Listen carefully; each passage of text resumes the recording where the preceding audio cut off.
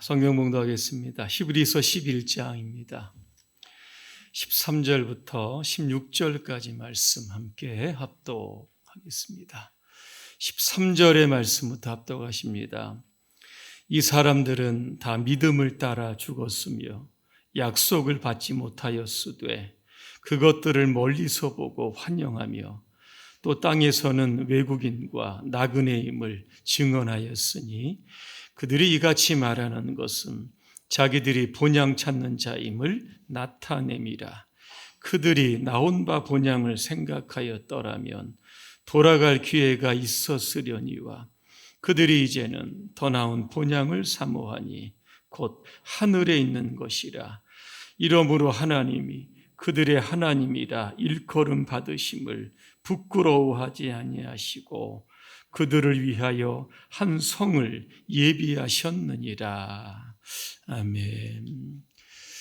더 나은 본향을 사모합시다 라는 주제로 말씀을 드리겠습니다. 함께 인사하겠습니다. 할렐루야. 아멘. 옆분과 샬롬. 추석 이틀 앞으로 다가왔습니다. 작년에 코로나19로 인해서 이 추석에 고향에 가지 못한 분들이 많이 있었습니다. 저도 작년에는 못 갔습니다. 그런데 올해는 고향을 찾는 분들이 굉장히 많아졌습니다.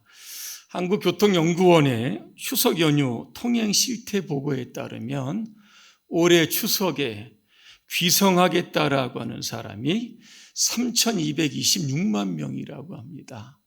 하루에 한 538만 명 정도가 이동한다고 합니다. 작년 대비 3.5%가 그렇게 상승했다고 합니다.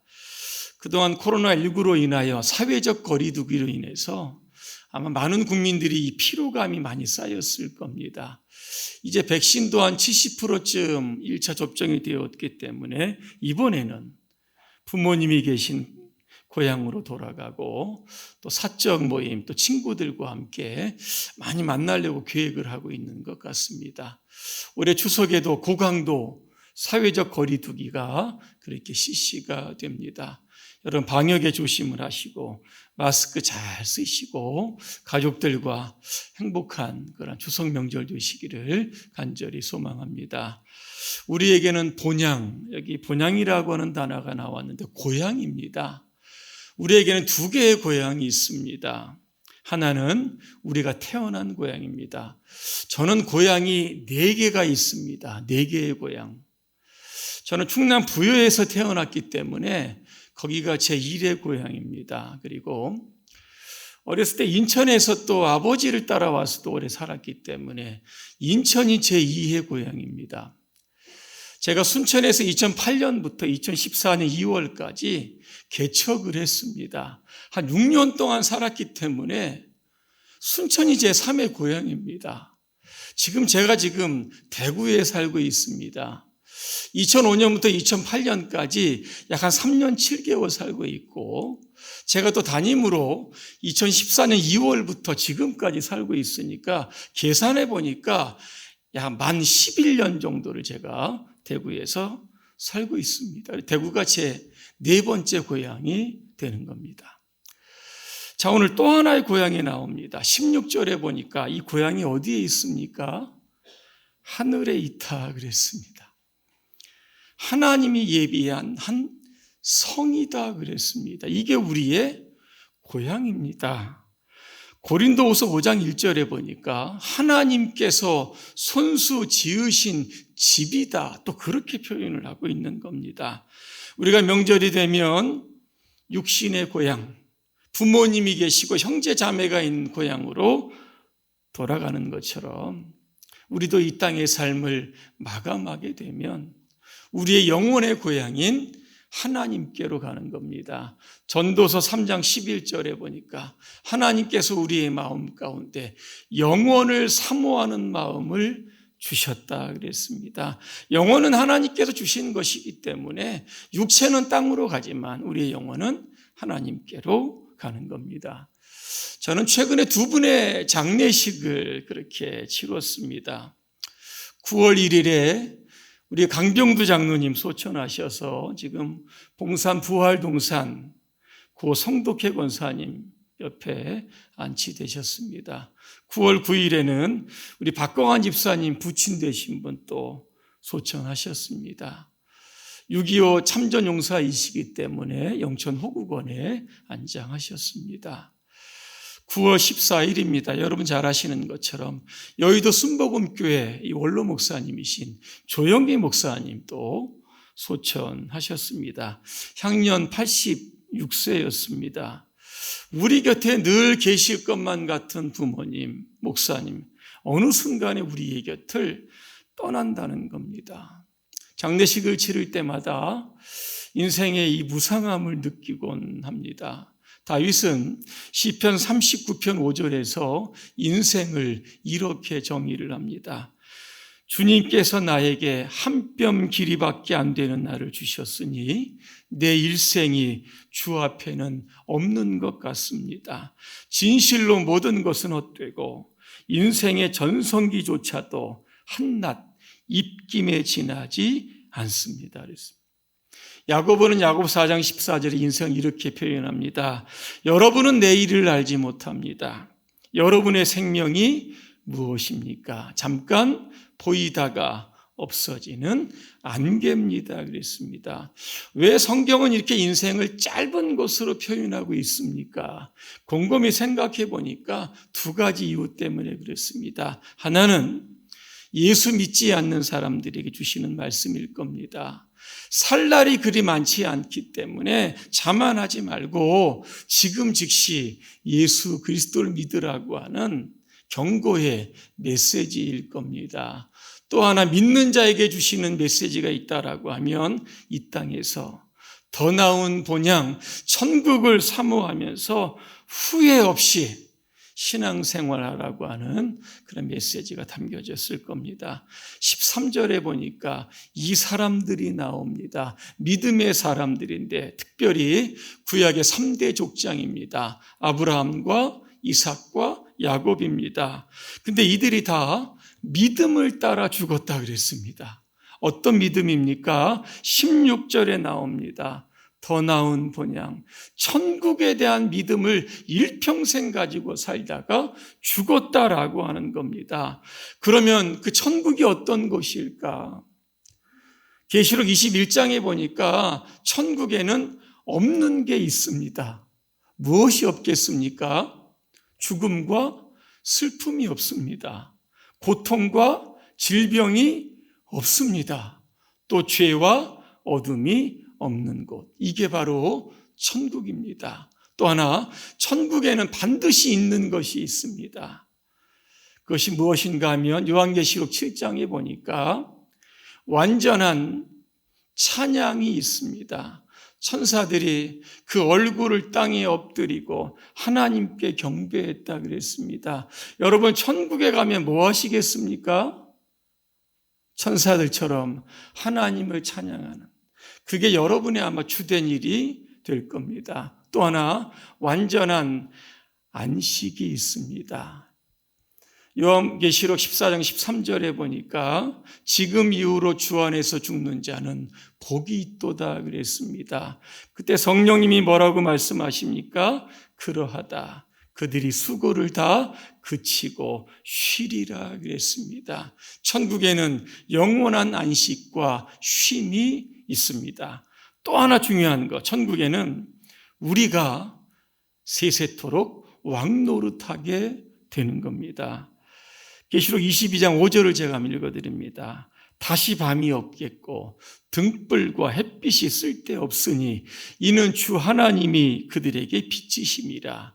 그들이 세세토록 왕노릇 하리로다 그랬습니다. 왕노릇한다는 것은 하나님과 동등된 지휘권을 가지고 지배한다는 뜻이 아니라 하나님의 자녀로서 하나님의 영광에 영원토록 동참한다라고 하는 뜻이 담겨져 있는 겁니다. 그러면 여러분, 천국 어떻게 가야 합니까?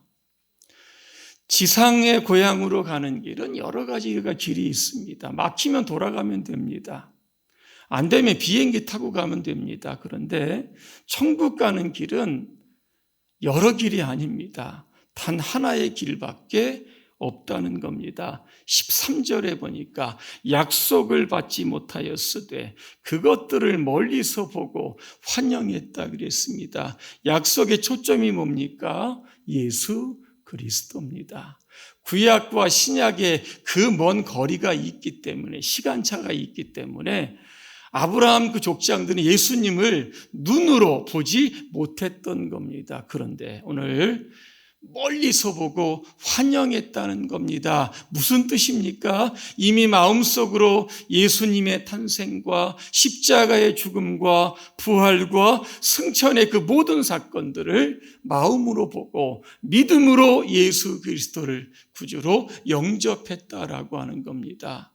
여러분, 그러면 아브라함이 천국에서 예수님을 뵙겠습니까? 당연합니다. 예수님 뭐라고 말씀하십니까? 요한복음 8장 56절입니다. 너희 조상 아브라함은 내 날을 보리라는 생각에 즐거워하다가 마침내 보고 기뻐하였다 그랬습니다. 멀리서나마 주님을 바라봤었는데 천국에서 그 주님을 만나게 되었다라고 하는 겁니다. 예수님 제자들에게 이제 얼마 남지 않아 십자가에 죽을 것이다 그렇게 말씀을 하니까 제자들이 굉장히 두려워합니다. 그때 예수님 요한복음 14장 1절부터 뭐라고 말씀하시냐면 너희는 마음에 근심하지 말아라. 하나님을 믿으니 또 나를 믿으라 그렇게 말씀합니다. 내가 천국에 가서 너희들을 위하여 거처를 예비하고 내가 다시 와서 너희를 나 있는 곳에 함께 있게 하시겠다 그렇게 말씀합니다. 그때 이 도마라고 하는 제자가 의심이 많습니다. 뭐라고 물어봅니까? 예수님이 가시는 길이 어디입니까? 우리가 어떻게 예수님을 따라갈 수 있겠습니까? 그렇게 물어보니까 예수님 뭐라고 하십니까? 요한복음 14장 6절에 보니까 내가 곧 길이요 진리요 생명이니 나로 말미암지 않고는 아버지께로 올 자가 없다 그랬습니다. 길 더 외입니다. 천국 가는 길은 오직 예수 그리스도라고 하는 사실을 다시 한번 예수님께서 확인시켜 주시는 겁니다. 요즘 우리는 종교다원주의 시대에 살고 있습니다. 이 종교다원주의라고 하는 것은 20세기의 이 기독교 사상과 문화에 이 대적하는 자유주의 신학 중에 하나인 겁니다. 그들은 이렇게 주장을 합니다. 모든 종교는 서로 다른 구원의 체계를 가지고 있기 때문에 절대적 종교란 있을 수 없고 기독교의 모든 종교에도 구원의 길이 있다 그렇게 이야기합니다. 기독교는 절대자에게 이르는 길 중에 하나다 그렇게 이야기를 하고 있습니다. 이러한 주장은 성경적으로 틀리는 겁니다. 아무리 세상 기독교를 향해서 배타적이다, 너희들에게만 구원이 있느냐 이렇게 이야기해도 여러분 확신하시기 바랍니다. 구원은 예수 그리스도 한 분밖에 없음을 우리가 기억합니다. 그분을 거치지 않고는 하나님께로 갈 수 없고 천국에 입성할 수 없다는 겁니다. 그렇다라고 하면 우리는 천국을 사모하는 사람들입니다. 이 땅에서 어떻게 살아야 합니까? 이 믿음의 족장들은 나그네로 살았다라고 합니다. 그렇다고 하면 저와 여러분들은 이 땅에서 천국 나그네로 살아야 하는 겁니다. 여러분, 나그네가 어떤 뜻입니까? 자기 고향을 떠나서 여행 중에 있거나 어떤 장소에 임시적으로 머무르는 사람을 가리켜서 나그네다 그렇게 부릅니다. 성경에 보니까 거류민이라고 하는 뜻도 있고 이 타국인이라고 하는 뜻도 담겨져 있습니다. 아브라함의 고향이 어디입니까? 갈대아 우르입니다. 하나님의 지시를 받아서 그가 가나안 땅 세겜에 딱 도착을 합니다. 그랬더니 가나안 사람들이 거기에 살고 있었던 겁니다. 아브라함 입장에서 보면 하나님이 가라고 하셨지만 그 땅은 타양이요 객지였다라고 하는 겁니다. 여러분, 아브라함이 그곳 살면서 땅 한 평도 없었습니다. 유일하게 아내가 죽었을 때 막벨라 굴, 이거 돈 주고 산 이 땅밖에는 없었습니다. 그리고 그는 계속해서 장막 생활을 하게 됩니다. 히브리서 11장 9절에 보니까 아브라함과 이삭과 야곱이 하나님의 약속을 받고 장막에서 살았다 그랬습니다. 여러분, 장막이 뭡니까? 짐승의 가죽으로 만든 텐트입니다. 언제든지 걷어서 또 다른 곳으로 이동해야 하는 것이 바로 텐트였다는 겁니다. 이스라엘은 유목민이었습니다. 양들을 키워야 하기 때문에 이 목초지를 따라서 이동할 수도 있었지만, 문제는 가나안 땅에 발붙여 이렇게 살면서도 그 지방 사람들이 얼마나 괄시를 하고 무시를 하고 멸시를 하고 쫓아내는 그러한 일들도 많이 있었다는 겁니다. 이게 바로 나그네의 서름이 아니겠습니까? 그럼에도 불구하고 오늘 16절에 보면 아브라함은 그러면 그럴수록 더 나은 본향을 사모했다는 겁니다. 이 오레고라고 하는 뜻인데 이게 열망하는 겁니다. 하나님의 나라를 붙들기 위해서 막 손을 앞으로 바짝 내미는 것을 가리켜서 열망한다, 사모한다라고 하는 뜻입니다. 나그네의 서름이 있으면 있을수록 그의 마음 가운데는 하나님을 소망하며 살았던 겁니다. 이게 바로 천국 나그네입니다. 그래서 바울은 뭐라고 이야기합니까? 빌립보 3장 20절에 우리의 시민권은 하늘에 있다는 겁니다. 이 땅에 우리가 나그네로 살아도 우리는 천국 시민이라고 하는 분명한 확신을 가지고 이스라엘의 족장들이 살았다는 겁니다. 그러면 천국 나그네, 이 땅에서 어떻게 살아야 합니까? 세 가지 말씀드립니다. 하나는 이 세상에 너무 욕심이나 집착을 가지면 안 된다는 겁니다. 이 바움이라고 하는 농부가 있었습니다. 얼마나 욕심이 많았는지 하루는 어떤 사람으로부터 이 바슈키르족의 초원에 관한 이야기를 듣게 됩니다. 바슈키르 족장에게 1000루블을 주게 되면 하루 종일 걸은 만큼의 땅을 그에게 준다는 겁니다. 그런데 한 가지 원칙이 있습니다. 이 무제한 땅을 소유하는 데는 원칙이 있는데 만약 하루 안에 출발점으로 돌아오지 않으면 무효가 된다는 겁니다. 이 바움이 도전을 합니다. 동이 트자마자 한 평에 더 땅이라도 얻기 위해서 그는 쉼 없이 걷습니다. 시간이 아까워서 걸으면서 먹기도 하고 마시기도 합니다. 얼마나 발이 부르트고 힘들겠습니까? 쉴 수가 없습니다. 그럼에도 걸어야 합니다. 자, 그런데 해가 지기를 시작을 합니다. 집으로 돌아와야 하는데 몸에 걸치고 있었던 것, 또 뭐 모자도 있을 것이고 가방도 있을 것이고 지팡이도 있을 겁니다. 이거 다 집어 던집니다. 그리고 얼마나 걷고 뛰고 왔는지 출발점까지 도착을 합니다. 어떻게 됐습니까? 힘이 다 소진하고 입에서 피를 토하면서 그 자리에서 죽었습니다. 많은 땅을 소유하기 위해서 하루 종일 힘들게 걷고 뛰었지만 결국 그에게 주어진 땅은 딱 한 평이었다는 겁니다. 그 죽을 자리라고 하는 겁니다. 톨스토이 여러분 잘 아시는 사람에게 얼마만큼의 땅이 필요한가라고 하는 이야기입니다. 이 단편소설은 인간의 땅에 대한 욕심을 볼 수 있는데 톨스토이는 단지 땅만을 이야기한 것이 아닙니다. 실상은 남들보다 조금 더 소유하려고 하는 인간의 욕심에 대해서 경계하라고 하는 뜻을 담고 있는 겁니다. 과도한 욕심을 부리면 결국 그 욕심이 죽음과 연결된다라고 하는 사실을 우리가 기억해야 합니다. 호페츠카임이라고 하는 랍비가 있습니다. 이 랍비는 그 집에 테이블 하나하고 뭐 책들밖에 없습니다. 한 번은 한 기자가 그를 취재하려고 합니다. 이렇게 보니까 아무것도 없는 겁니다. 아니 왜 가구들 이게 어디다 있습니까? 그랬더니 호페츠카임이 기자에게 다시 묻습니다. 당신의 가구는 어디에 있습니까? 그랬더니 저는 지나가는 방문객 아닙니까? 저에게 가구가 지금 어디 있습니까? 그랬더니 이 호페츠카임이 똑같이 이야기합니다. 저도 지나가는 방문객일 뿐입니다. 우리 모두가 이 땅에 지나가는 나그네일 뿐입니다. 비싼 가구, 무거운 가구가 뭐 그렇게 필요합니까? 이렇게 이야기했다고 하는 겁니다. 여러분 여행 가시면 아마 이 호텔 같은 데 아마 여러분 묵으실 겁니다.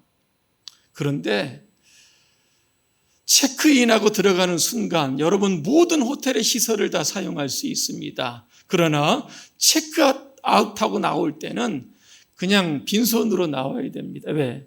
호텔이 여러분의 것이 아니기 때문에 그런 겁니다. 여러분 이 롯의 처 아마 기억할 겁니다. 그가 소돔성에 살고 있었는데 이 유황불이 내려와서 그 도시가 다 타버립니다. 그때 천사가 이 롯의 아내를 급하게 탈출을 시킵니다. 그런데 그는 천사의 경고를 무시를 합니다. 결국 뒤를 돌아보다가 소금 기둥이 되었다는 겁니다. 그가 무엇을 보았겠습니까? 아마 자기가 살고 있던 집도 보았을 것이고 어딘가 이렇게 뭉쳐놓았던 현금이나 보석들도 아마 보았을 겁니다. 거기에 미련을 가지고 돌아보았을 때 역시 그는 여러분 소금 기둥이 됐다라고 하는 겁니다. 우리는 하나님이 부르시면 빈손으로 가야 합니다. 여러분 죽을 때 뭐 들고 가시는 분 여러분 보셨습니까? 장례식장에 가도 임종시에 가도 그냥 눈 감고 그냥 그 침대에서 마지막을 그렇게 여러분 가는 겁니다. 세상의 소유에 대해서 너무 집착하지 마시고 욕심 부리지 마시기 바랍니다. 천국에 가면 이 세상에 비할 것 없는 하나님께서 풍성한 것으로 우리를 다 예비해 주신다라고 하는 겁니다.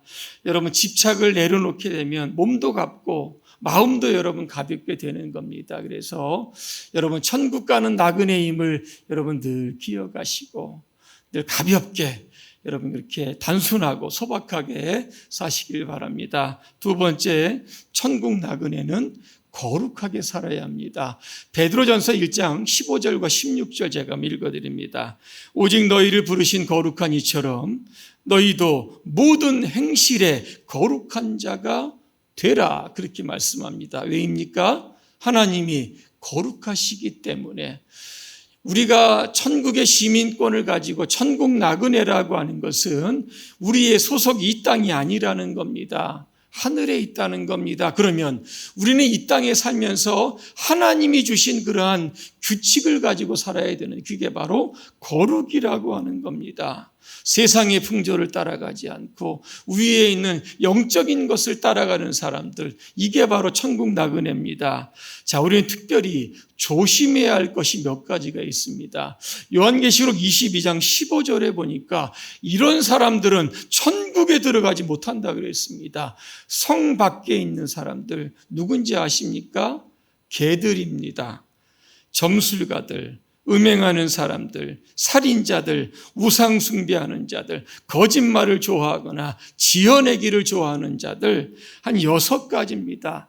여러분 개들이 누구인가를 봤더니 도덕적으로 타락한 사람들입니다. 영적으로 보면 하나님을 모르는 사람들이고 불의를 행하고 더러운 사람들, 거룩과 전혀 관계가 없는 사람들입니다. 결국 성 밖에 있다. 천국에 들어가지 못하는 겁니다. 성경에 보니까 악은 모양이라도 버리라고 이야기했습니다. 악한 사람들과 여러분 절대 사귀면 안 됩니다. 왜? 우리는 예수님의 보혈에 의해서 거룩한 사람이 되었기 때문에 그럽니다. 조금 더 나아가서 마태복음 5장 13절에 보니까 빛과 소금으로 살아라 그렇게 말씀합니다. 이유를 보니까 있습니다. 우리가 그렇게 살면 세상 사람들이 우리를 보고 우리가 믿는 하나님께 영광을 돌린다 그랬습니다. 그렇게 살면 그 삶이 여러분 전도가 되는 겁니다. 하나님의 나라는 누가 들어갑니까? 거룩한 자가 들어갑니다. 여러분 세상을 따라가지 마시고 하나님의 법칙, 규칙인 여러분 거룩을 따라 사시기를 바랍니다. 마지막 세 번째, 천국 나그네는 예수님 때문에 이 땅에서 그 어떤 고난도 이겨내야 하는 겁니다.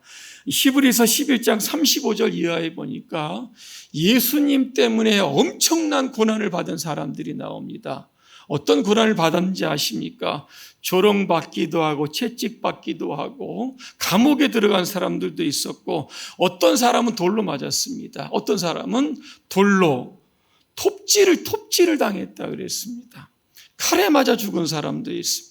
궁핍한 사람도 있고, 고난을 겪은 사람도 있고, 학대를 받은 사람도 있고, 양과 염소의 가죽을 입고 다니는 사람도 있었습니다. 광야나 산과 동굴과 땅굴을 헤매고 다니는 사람이 있었습니다. 여러분, 왜 예수님 때문에 이렇게 고난을 받았습니까? 이유는 한 가지입니다. 십자가의 고난을 통과하지 않고는 하나님의 나라에 들어갈 수 없기 때문에 그런 겁니다. 천국 나그네 그냥 하나님의 나라에 들어가는 거 아닙니다. 이 땅에서 예수 믿는 것 때문에 받는 고난과 학대, 비난, 조롱, 여러분 넉넉히 이기셔야만 들어갈 수 있다라고 하는 겁니다. 결론입니다. 우리는 천국 나그네입니다. 세상 것에 너무 여러분 집착하지 마시기를 바랍니다. 이 땅에서 하나님이 요구하시는 거룩하고 성결한 삶을 살아가시기를 바랍니다.